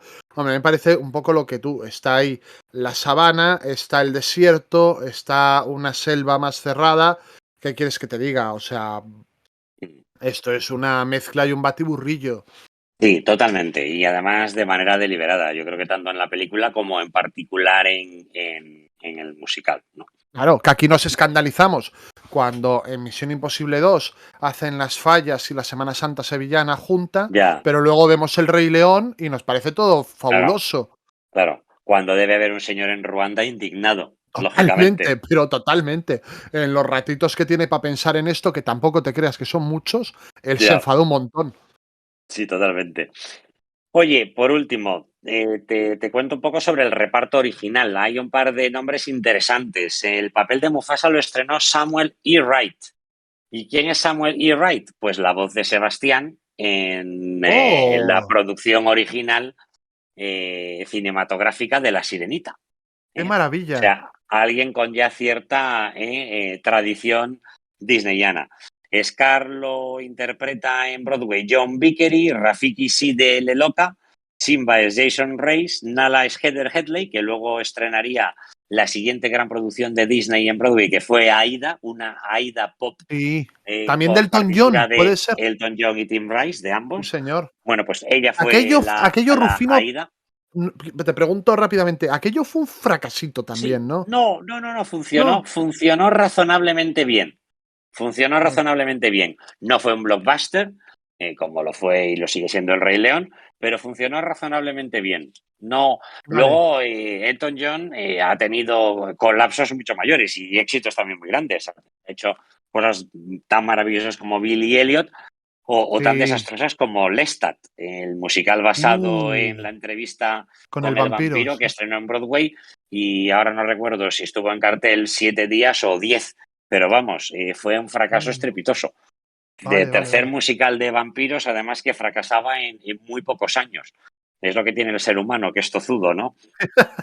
Am, en fin, también es muy interesante explicar que en el reparto original del Rey León, en el coro, estaba un señor llamado Christopher Jackson. Bueno, Christopher Jackson, os preguntaréis, ¿quién es? Bueno, ¿Quién es? Me lo pregunto.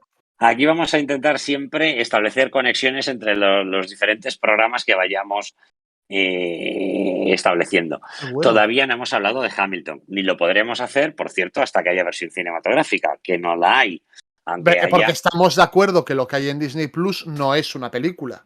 no, es una grabación del montaje teatral. Sin Perfecto, más. es que los señores de los Globos de Oro no pensaban lo mismo. Bueno, en fin, que sabrán ellos. Ya te digo.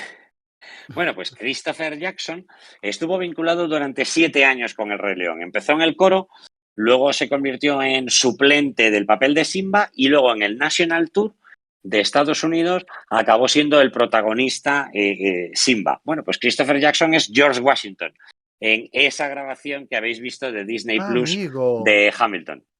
Vale. Bueno, qué interesante. Aparece en Tío. In the Heights. Bueno. Esa persona de confianza del Lin-Manuel, entiendo. Sí. Han cruzado sus trayectorias en más de una ocasión. Y Lin-Manuel, pues teníamos que nombrarlo. Siempre. Mira, tenemos a Trayolo Furón en el comentario diciendo no me tocar a Lin-Manuel Miranda. Claro, es que esto es, bueno, dedicado especialmente a Trayolo. Esto de Lin-Manuel yo creo que va a ser nuestro imperio austrohúngaro, Daniel. Para mi pesar, también te diré. Pero bueno, bien está. Muy bien, en cuanto a producciones internacionales, pues ha habido muchísimas. Piensa que este musical, las últimas referencias que yo tengo fiables son de 2017, es decir, cuando se celebró el 20 aniversario del estreno, y en ese momento este musical ya acumulaba más de 90 millones de espectadores, más de 20 producciones internacionales y más de 7.000 millones de dólares de recaudación. Es, por lo tanto, el musical de mayor éxito de la historia del género. Supera en recaudación a cualquier película de la historia. Es un gran blockbuster tanto en cine como en teatro. ¿Cuántos millones decía Rufino, perdón? Pues más de 7.000 en el año 2017. ¿Y espectadores decías? Que parece una barbaridad. Más de 90 millones. Es que, o sea, llega a 90 millones llenando teatros, ¿eh? Ojo, que... Madre mía, vale. La siguiente gran producción internacional después de la de Broadway es la de Tokio. Los japoneses querían ser los primeros en estrenar una producción internacional. Y de hecho, la producción japonesa es la única donde no hay un elevado porcentaje de actores afroamericanos o de procedencia africana. Afrodescendientes, que dicen. Sí. Allí son japoneses maquillados. Y ya. Y ya está. Pero bueno, con mucho éxito, hasta el punto de que esa producción sigue en cartel hoy. Y es del año 1998. En Londres se estrena en el 99, en Hamburgo en el 2001, en Hamburgo también sigue en cartel, en Madrid en 2011, donde también sigue en cartel. Además, ha pasado pues, por muchísimas ciudades, ¿no? Toronto, Sydney, Shanghái, Johannesburgo, ¿no? Una producción además con muchísima carga emocional, ¿no? Porque es un montaje también por sus compositores, algunos de los autores y demás muy vinculados a Sudáfrica. París. Ojalá en la versión de Johannesburgo también fueran todo actores japoneses, por despistar. Exacto, por tocar un poco lo que nos suena. En París ahora mismo está en cartel, pero es una segunda etapa, es una reposición de Le Roi Lion, Sao Paulo, Ciudad de México, etcétera. O sea, en cuanto al montaje español, como decimos, estrenó en 2011. La versión en castellano la perpetra Jordi Galcerán, dramaturgo conocido por el método Gronholm, que es una obra muy divertida, pero bueno, yo creo que es una adaptación no especialmente afortunada. Yo creo que eso es lo que te pasa cuando no le encargas las letras a alguien que sabe que traducir las letras de un musical al castellano es en sí ya un reto de dimensiones épicas. Seguro que en la primera versión que pasó Galcerán, los acentos de las palabras iban en sitios distintos para encajar en la música. Es que lo estoy viendo, Bueno, tío. no, es que claro, Es que, este es un es que- problema constante, ¿no? Yo soy un de chico muy verdad. aplicado y como soy tan aplicado, pues en enero en Broadway volví a ver El Rey León para refrescar mi memoria, que como es evidente, es justita. No me acordaba yo que te había encargado discos en Footlight Records, imagínate. Mira cómo te acuerdas de Eh, dónde era, sí, señor. en la tienda sí, pero de que te los he Ya, encargado sí, ya sí. no. O sea, que fíjate qué memoria. Y hace 2 semanas la vi también en Madrid. Y claro, es que hay momentos en que las letras no es que estén metidas con calzador, es que están metidas a martillazos. Y lo de la acentuación ya es una broma, ¿no? Bueno, en fin, más allá de eso, además de la adaptación, y eso no sé si debemos responsabilizar a Galcerán, pero intuyo que sí, le tenemos que hacer responsable de la terroríficamente mala idea de que Timón tenga acento andaluz. Terrible, terrible, terrible. Todavía estoy tratando de encontrarle sentido, ¿no? Hombre, que luego Terrible. Timón, cuando tiene que hacer la maniobra de distracción de las hienas, cuando Simba vuelve a su reino y demás, se vista de Faralaes, te diría que tiene hasta un pase porque en cada producción local le han dado ese color. Ya, Pero bueno, claro, ahora, pero. que Zazú cante el chiringuito cuando está encerrado en la jaula esta con Scar, me parece que no hace mucha falta, ¿no? Fíjate, en la Es, película creo que canta It's a Small World, ¿no? La canción sí, que también es de las atracciones Disney. Cuentan que en Londres, en el estreno, lo empezaron a cambiar, que en Londres cantaba un tema de Mary Poppins y que por eso decidieron que en algunos sitios pues cantara alguna historia que, en fin, a mí me parece terrible también. en fin, el montaje español, la principal diferencia desde el punto de vista técnico, lógicamente, esto es una franquicia, es por lo tanto una réplica. Estamos en el mundo de los llamados Mac musicales. Aquí la Sí. fórmula se replica con absoluta fidelidad, más allá de los, digamos, retos o dificultades que pueda presentar el escenario donde se vaya a llevar a cabo la función. En el caso del Lope de Vega en Madrid, eh, eh, eh, el subsuelo no tenía la suficiente profundidad para albergar The Pride Rock, ¿no? La roca Sí, en que la que se gira, sale. proclama. Sí. Exacto. En el montaje de Broadway, esa roca aparece desde, digamos, el subsuelo y rotando acaba apareciendo completamente en un momento circular y una vez más los círculos tienen muchísima presencia en esta puesta en escena, pero ya había ocurrido en algún otro montaje internacional. Lope de Vega no podía albergar eso debajo del escenario, con lo cual lo que hacen es sacarlo entre bastidores. Es una versión portátil, móvil, robotizada de la roca del Pride Rock, que lógicamente no tiene la misma espectacularidad, pero es lo mismo que hemos visto en el vídeo antes. En el vídeo de Sí, antes el exacto. Pride Rock no aparece de debajo, sino que aparece entre cajas, ¿no? Me llamó la atención porque yo recordaba que salía de debajo y dije, pues mira, debo estar equivocado, pero no, no. No, eso es la única diferencia técnica relevante que hay. Más allá de eso, pues lo que nos pasa siempre en España, no tenemos el mismo talento. Además, lógicamente, pues para algunos de los papeles, pues claro, para Rafiki, pues lógicamente necesitas a una actriz de origen africano, ¿no? O de raíces africanas. Pero claro, el problema es que al final acabamos trayendo a actrices que hablan un español terriblemente macargónico, ¿no? Pues es como cuando el gordo y el flaco doblaban las películas al Eh, español, pues lo mismo. Entonces, Se les claro, hay entiende muchas regu. cosas, sí, hay muchas cosas que chirrían, la vocalización desde luego no es la óptima y el nivel de los actores, pues en general, pues no es, por supuesto, el de Broadway o Londres, ¿no?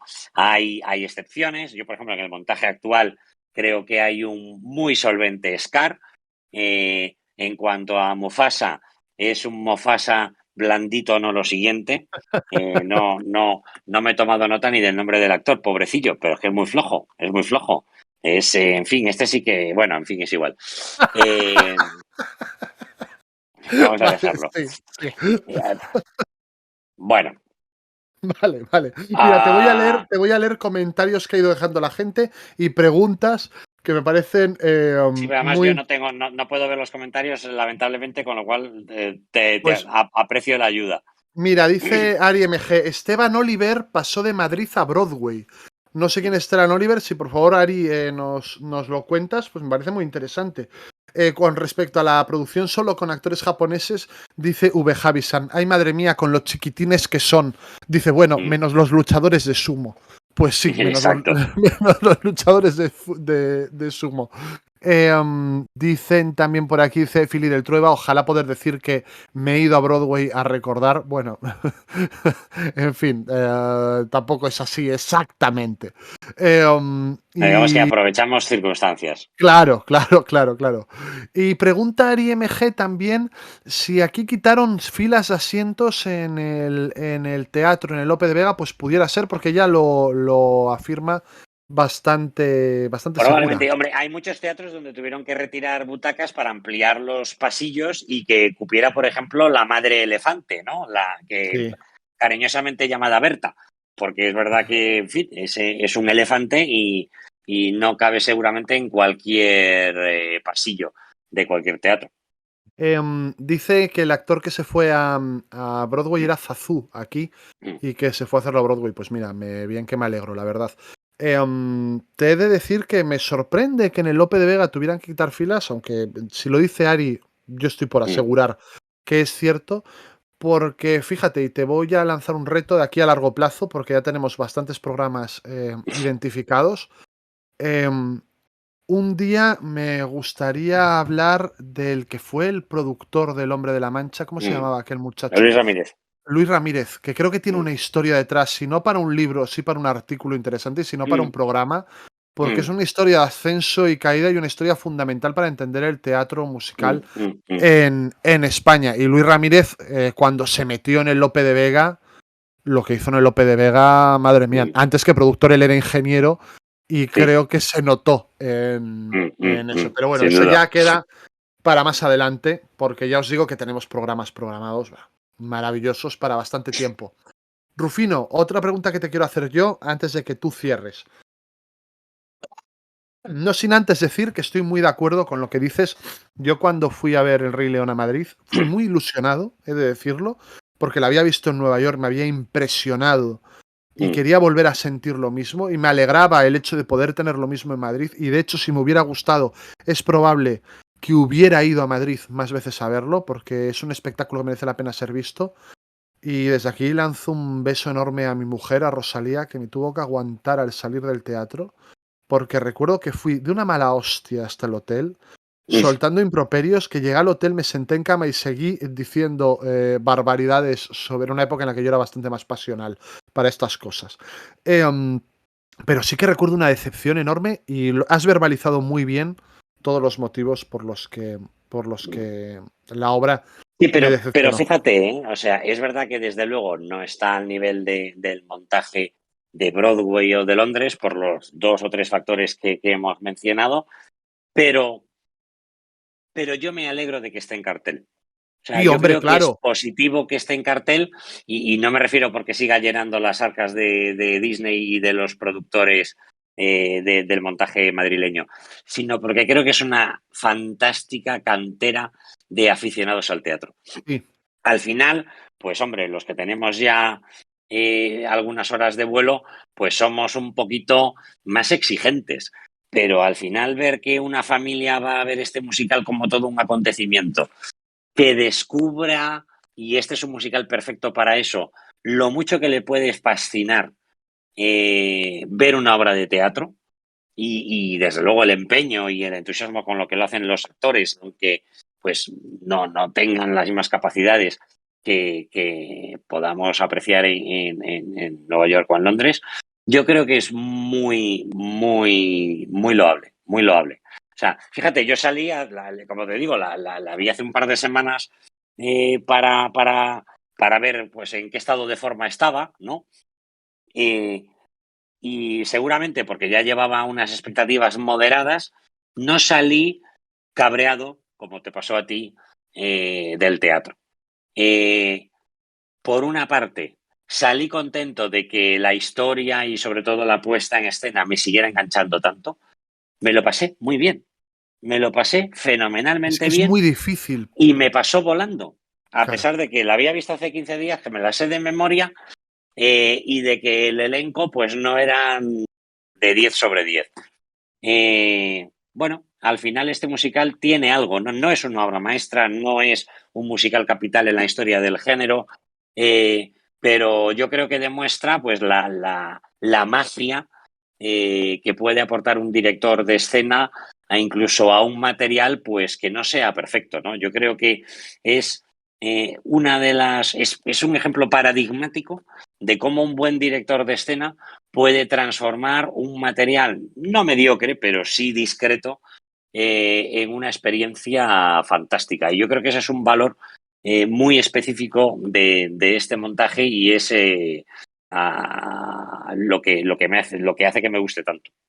Yo es que sé que tú vas a decir que no y tal y cual, pero es que a ti realmente, cuando dices que nos gusta el teatro musical, a ti te gustaba el teatro musical en España antes de que hubiera teatro musical en España Mm, prácticamente. Entonces, diablos, es que, claro, tú tienes mucha mili también en esto. Y mm, fíjate, en el chat tenemos a las dos Españas. V. Javisan. A mí, en cambio, sí que me gustó. Lo vi hace mucho y en ese momento no había visto tanto. Me fascinó todo el tema de mm, escenografía y animales y tal, mm, y es comprensible. Lo recuerdo con muchísimo cariño y esperaba mucho menos. Claro, es que el que lo ve por mm, primera vez tiene que salir fascinado. mm, Ari MG, a mí me pasó como a Dani, iba con unas expectativas tremendas y puntos mm, suspensivos. Yo estoy deseando, y en este último viaje a Madrid que hice, hasta estuvimos comprobando precios, que por cierto, he descubierto que se ha disparado el precio de las entradas. Lo encontré carísimo cuando fui a verlo. La oferta y Bueno, la demanda. tal cual, tal cual.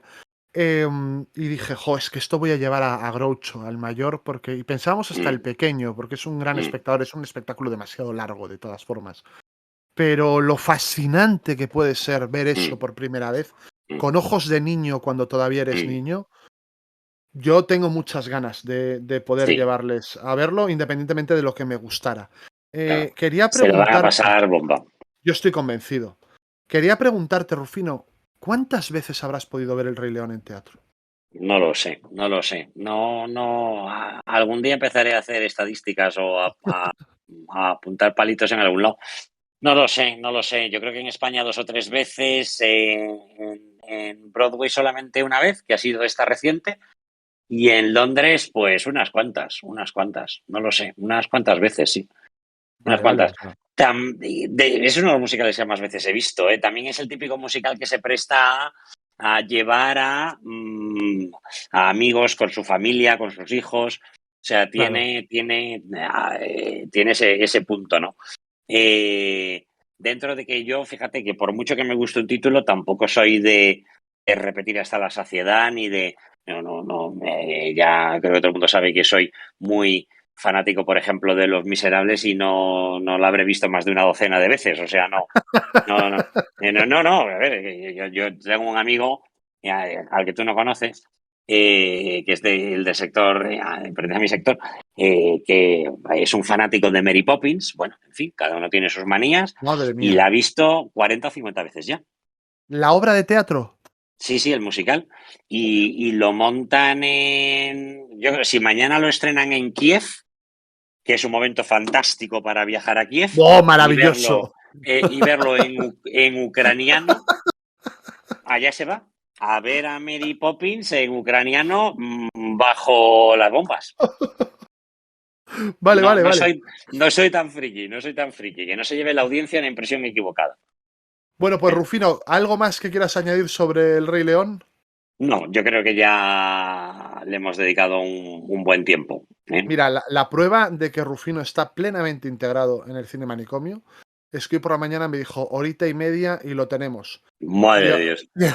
Llevamos Acabo de ver el hora y reloj. 45, son como mis 40 minutos de las sesiones golfas. Nada, Rufino, despedirnos anunciando que el. Ah, bueno, es verdad, perdón. Me olvidé de una cosa. Sí, me olvidé de una cosa, Rufino, cuando hablamos de la película. Ahora va a quedar un poco a contrapié, pero quiero comentarlo. El videojuego del Rey León, que a mucha gente le parece uno de los videojuegos más difíciles de la historia, yo lo jugué mucho en su momento en la Game Gear, porque era de los juegos que tenía, y he de decir que lo acabé. Y no soy yo demasiado jugón, tampoco. Y últimamente me he hecho con un emulador y por últimamente entended, hace 7 años me hice con un emulador y hace como 4 o 3 dije, tan difícil es, voy a volver a jugarlo y lo volví a acabar y tampoco me pareció. Y a lo mejor hay otros juegos que a mí se me han atragantado más. Yo hablo del de la Game Gear, que era el que tenía. Dice V. Javisan que a ella le gustaba el de la Super Nintendo. Bueno, aquí tenéis imágenes del videojuego que la verdad... los controles no son especialmente buenos. Me dicen que acaban de hacer un remake para la PS4 porque es un videojuego que ha generado cierto culto. No tanto como la película, pero ahí está. Dice Coco, era maravilloso ese juego y saltar agarrándose de las colitas de los hipopótamos. Realmente es un juego... no voy a hacer ningún chiste porque para mí sería muy fácil hablar de gente que se agarra las colitas de los hipopótamos. Pero... Di que sí, Ibai. Pero ahí tenéis las imágenes del videojuego, que le he mandado a Frusna un vídeo de 30 minutos del videojuego y él me ha hecho un resumen fabuloso porque él hace su magia, él es así, un genio. Rufino, el mes que viene volvemos con Qué ruina de función. Y fíjate cómo funcionan las cosas, que tú me dijiste varios temas y tal y cual, y yo he ido a asegurar, a jugar en propio campo, y te dije, hace un par de meses, Rufino, me hablaste de por qué no hacíamos uno de Los Miserables. Vamos a hablar de Los Miserables en un mes, ¿te parece? Muy bien.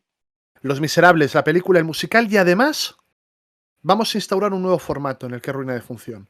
Vamos a hablar de Los Miserables, la película, el musical, y a mayores de un musical sorpresa. También con adaptación cinematográfica, o que tiene esta dualidad cine musical, y que a lo mejor no conocéis tanto como Los Miserables. Pero de paso que venís a Los Miserables y coño, me quedo a ver esto y descubrís un musical nuevo. Entonces vamos a hacer y esa a lo mejor dupla. es una pequeña joya, ¿no? Exacto. Y hacemos un Frusna, ¿eh? Claro. Claro que sí, sí señor. Y vais a interpretar una escena. Ah, no, lástima, no vamos. Dice mucho hype.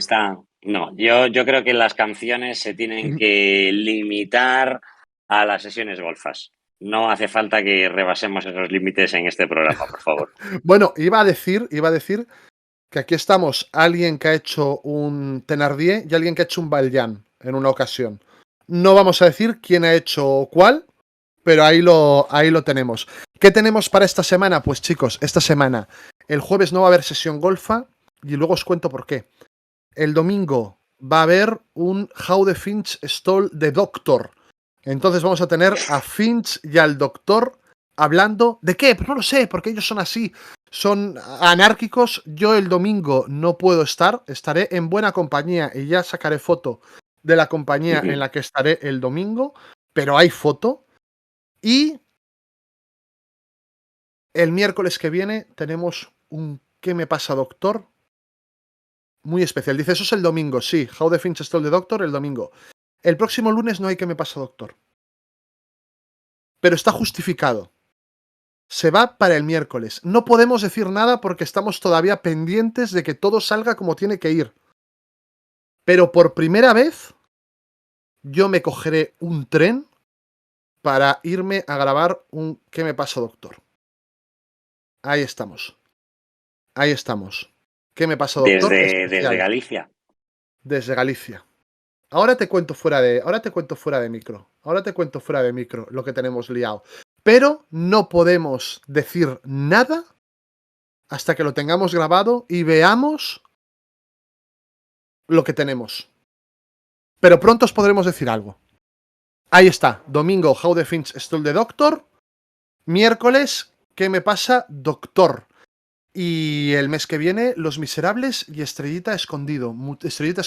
Muchas gracias, Rufino. Muchísimas gracias. Buenas noches a todos. Un placer. Un gusto. El doctor os deja el libro de los miserables que escribió Rufino en mi colaboración también, con una colaboración pequeñita mía. Y lo podéis comprar para prepararos el programa. Adiós.